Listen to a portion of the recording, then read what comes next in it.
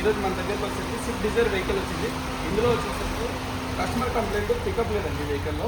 తర్వాత అప్పుడప్పుడు మిస్సింగ్ అవుతుంది, చెడాలు కూడా ఎక్కట్లేదంట. సో ఫస్ట్ ముందుగా మనం ఈ వెహికల్కు మనం ఒకసారి స్కాన్ చేసి చెక్ చేసుకుందాం. ఇందులో సుజుకీలోకి వెళ్దాము. సుజుకి వెళ్ళిన తర్వాత ఆటో సెలెక్షన్ లేకపోదాము. ఇక్కడ విన్ రీడ్ చేద్దాము. తర్వాత ఇండియాలోకి వెళ్దాము. ఈ వెహికల్ స్విఫ్ట్ సంబంధించిన స్విఫ్ట్లోకి వెళ్దాము.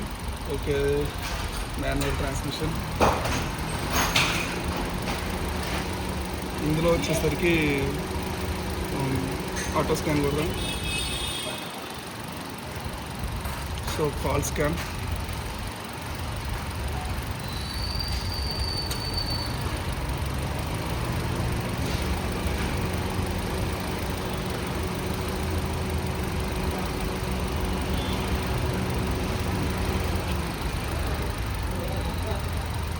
సో మనకి ఇక్కడ గ్రీన్ కలర్ వచ్చేటన్ని ప్రాబ్లం లేదని అర్థము. తర్వాత ఏదైతే orange colour or red colour వస్తుందో అది ఫాల్ట్ ఉందని పైన మనకి క్లియర్గా ఇస్తాడు. తర్వాత వేరే కలర్ గ్రే కలర్ ఇలా వస్తే కదా నో రెస్పాన్స్. ఇంకోటి ఏమైనా ప్రాబ్లం వస్తే ఇంకో కలర్, ఈ కలర్ వచ్చేసరికి లైట్ థిక్ బ్లూ కలర్, ఆ కలర్ వస్తే స్కాన్ అవ్వలేదని అర్థం. సో ఫస్ట్ ఆఫ్ ఆల్ మనకి ఈసీఎం అయితే ఇక్కడ ఫాల్ట్ కోడ్ ఇచ్చింది. ఇందులోకి వెళ్దాం. ట్రబుల్ కోడ్ రీచ్ చేద్దాం. ఇందులో ట్రబుల్ కోడ్ వచ్చేసరికి P0134. సో ఇది వచ్చేసరికి సెన్సార్, ఇది వచ్చేసరికి oxygen sensor circuit no activity detected. Bank 1 sensor 1 అంటే సెన్సార్ 1 అది సరిగా పనిచేయట్లేదని అర్థం. సో అది సెన్సార్ కంప్లైంట్ కావచ్చు, లేకపోతే వైరింగ్ కంప్లైంట్ కావచ్చు, లేకపోతే ఈసీఎం కంప్లైంట్ కావచ్చు. బేసికల్గా ఇక్కడ మనం ఈ వైరింగ్ చెక్ చేసుకుందాం. ఈ వైరింగ్లో మొత్తం 4 వైర్లు ఉంటాయి. 4 వైర్లు వచ్చేసరికి 2 వైర్లు వచ్చేసరికి ఒకటి గ్రౌండ్ 12, ఇది వచ్చేసరికి రెడ్ కలర్ వైర్ వచ్చేసరికి గ్రౌండ్ వస్తుంది. ఇందులో వచ్చేసరికి మెయిన్ 12 సప్లై వస్తుంది. ఇవి రెండు వచ్చేసరికి డైరెక్ట్ ఈసీఎం ప్రాసెసర్ దగ్గరికి సిగ్నల్ ఇచ్చేస్తాం. సో ఇందులో మనం ఫస్ట్ చెక్ చేస్తాం. సో ఇందులో ఏమేమి వోల్టేజ్ వస్తుందో చెక్ చేస్తాం. సో ఇక్కడ మనం ఫస్ట్ ముందుగా మనము ఈ వైర్లలో ఎంత వోల్టేజ్ వస్తుందో చెక్ చేసుకున్నాం. రెడ్ కలర్ వైర్ వచ్చేసరికి మనకు గ్రౌండ్ రావాలండి. గ్రీన్ కలర్ వైర్ వచ్చేసరికి ప్లస్ 12 volts రావాలి.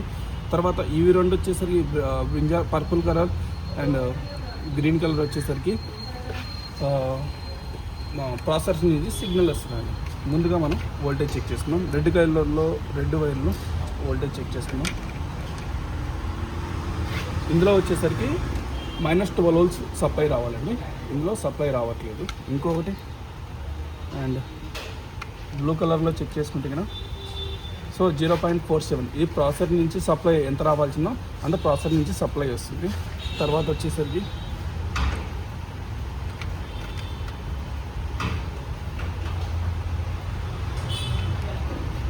సో ఇది కూడా 3.47 అనేది ప్రాసెసర్ నుంచి సిగ్నల్ వస్తుంది. ఓకే, ఇది కూడా ఓకే ఉంది సిగ్నల్. తర్వాత బ్లూ కలర్ వచ్చేసరికి 12 volts సప్లై అండి. సో మనకు కావాల్సిన బ్లూ కలర్ నుంచి 12 volts సప్లై వస్తుంది. సో మనకు ఫస్ట్గా ఏంటంటే కన్నా ఇక్కడ వచ్చేసరికి నెగిటివ్ సప్లై ఏదైతే ఉందో ఈసీఎం నుంచి సిగ్నల్ వస్తుందండి. ఈ ఈసీఎం నుంచి వచ్చే సిగ్నల్ రావట్లేదు.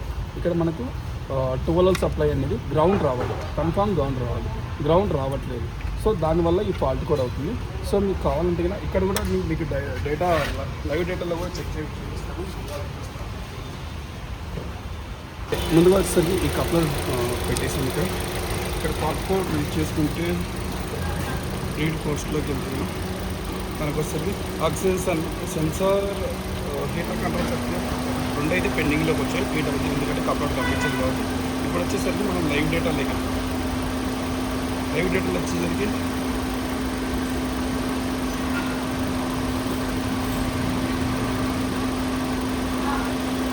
ఇక్కడ O2 సెన్సార్ తీసుకుంటే సెన్సార్ 2 సిగ్నల్ వచ్చేసరికి 0.05 సంథింగ్ వోల్టేజ్ ఇస్తుంది. But O2 sensor 1 bank 1 sensor 1 వచ్చేసరికి 0.045 వోల్టేజ్ ఏదైతే ఉందో సేమ్ మనకు అక్కడ చూపించాను. 4.7 వోల్టేజ్ అయితే ఉంది కదా, సేమ్ 4.7 వోల్టేజ్ అయితే చూపిస్తుంది. సో దీనికోసం ఏంటంటే మనం ఫస్ట్ ఒకసారి బైపాస్ అంటే వేరే ఒక వైర్ గ్రౌండ్ ఇచ్చేసి చెక్ చేసి వర్క్ అవుతుందో లేదో. సో ఇక్కడ వచ్చేసి ఆల్రెడీ ఈ వైర్ కట్ చేసి పెట్టుకున్నాను. ఈ వైర్ వచ్చేసరికి నేను గ్రౌండ్కి ఇస్తున్నాను. సో ఇక్కడ నేను గ్రౌండ్కి ఇచ్చినప్పుడు ఇక్కడ గ్రౌండ్ సెన్సార్ ఇచ్చినప్పుడు ఇక్కడ మనకు వోల్టేజ్ అనేది పనిచేస్తుంది, రెగ్యులేట్ వస్తుంది. సో సెన్సార్ అనేది వర్క్ అవుతుంది. సో మనకి ఈసీఎం నుంచి వచ్చే వైర్ ఎక్కడో కట్ అయినా కావచ్చు, లేకపోతే ఈసీఎంలో ఏమైనా కంప్లైంట్ కావచ్చు. ఇంతకుముందు ఈ కస్టమర్ సెన్సార్ కూడా చేంజ్ చేశాం, ఎందుకంటే ఇక్కడ ర్యాట్ బైట్ అయింది. సో ర్యాట్ బైట్ జరిగినప్పుడు ప్లస్ మైనస్ కలిసి లోపల సెన్సార్లో కూడా ఏమైనా ట్రాక్ ఎగిరిపోవడం కావచ్చు, లేకపోతే ఇంకోటి కావచ్చు. సో ఇది రిపేర్ చేసిన తర్వాత కలుగుతాం ఫ్రెండ్స్. బాయ్.